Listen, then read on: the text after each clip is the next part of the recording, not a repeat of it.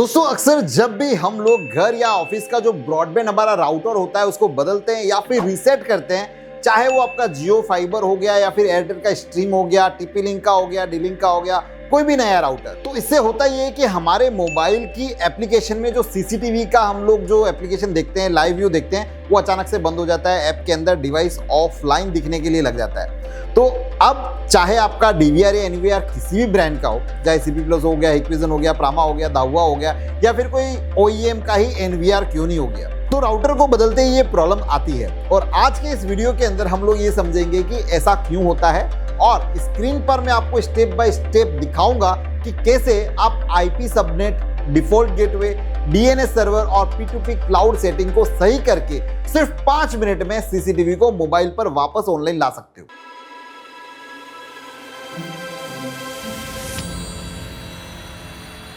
तो दोस्तों सबसे पहले समझते हैं कि राउटर बदलने पर आपका सीसीटीवी कैमरा बंद क्यों हो जाता है।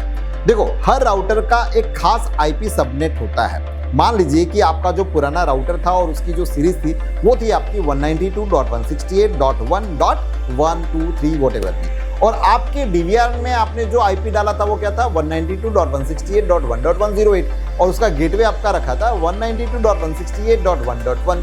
अब जैसे ही आपने नया जियो फाइबर या फिर एयरटेल का राउटर लगाया, फिर रीसेट किया, तो नए राउटर की आपकी आईपी की सीरीज हो गई जो डिफॉल्ट आती है 192.168.29.1 या फिर 192.168.0.1, जो भी उसका डिफॉल्ट आईपी होगा, क्योंकि डीवीआर का पुराना आईपी सबनेट आपका था 192.168.1.x व्हाटएवर भी, और वो उसी को ढूंढ रहा है, और नया राउटर अलग सबनेट के अंदर चला गया।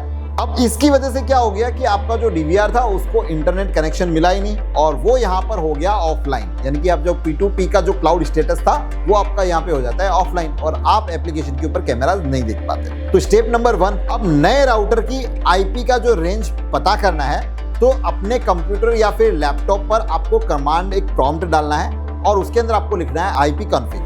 जैसे ही आप यहाँ पर डालेंगे तो आपको यहाँ पर दिखाई देगा डिफॉल्ट गेटवे। यह आपके नए राउटर का एक आईपी है, जैसे कि 192.168.29.1 या फिर 192.168.0.1, जो भी होगा वो आएगा। अब IPv4 जो एड्रेस होता है ना, वो आपके जिस कंप्यूटर या फिर लैपटॉप पे बैठे हो वो उसका आईपी हुआ।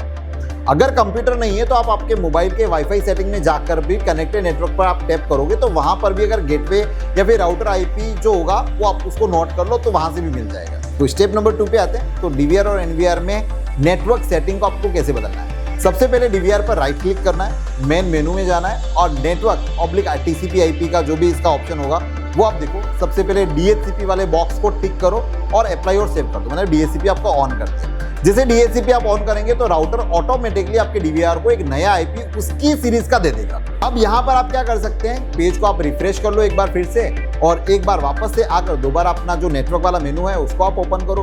वहां पर आईपी एड्रेस अब नया जो सबनेट के हिसाब से बदल गया है, जो कि आपके राउटर ने फॉर एग्जांपल दे दिया 192.168.29.150, और गेटवे भी ऑटोमेटिकली आपका हो जाएगा 192.168.29.1। अब यहाँ पर एक इंपॉर्टेंट टिप है कि जब आप डीएचसीपी को अनटिक कर दें ताकि ये जो आईपी है वो लॉक हो जाए, मतलब आपको डीएचसीपी पे रखना नहीं है, उसको स्टैटिक पे ही रखना है। और डीएनएस का जो सेटिंग है उसको एक बार चेक करना। प्रीफर्ड डीएनएस आपका होगा 8.8.8.8 यानी 4 टाइम्स, और अल्टरनेट डीएनएस आपको डालना है 1.1.1.1। और अब आपको अभी आपने सेटिंग्स करी थी उसको यहाँ पर सेव करना है, तो आपका काम यहाँ पर काफी इजीली हो जाएगा।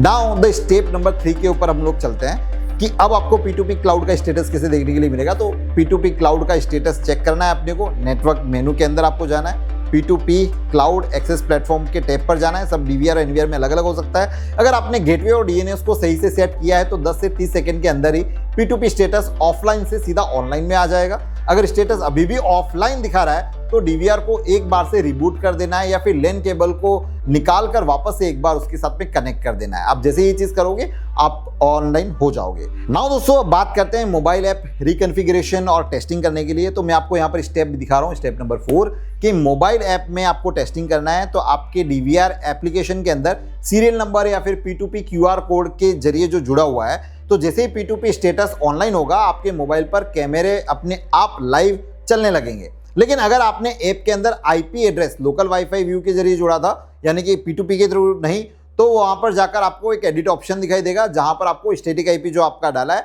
उसको आप ऐड कर देना, आपका काम हो जाएगा। सो ओवरऑल दोस्तों कि किसी भी ब्रांड के डीवीआर या फिर एनवीआर में नया राउटर लगाने के बाद में या फिर रीसेट करने के बाद में सीसीटीवी के बंद होने का जो मुख्य कारण था वो था आपका सबनेट मिसमैच, गलत गेटवे या फिर डीएनएस हो सकता है।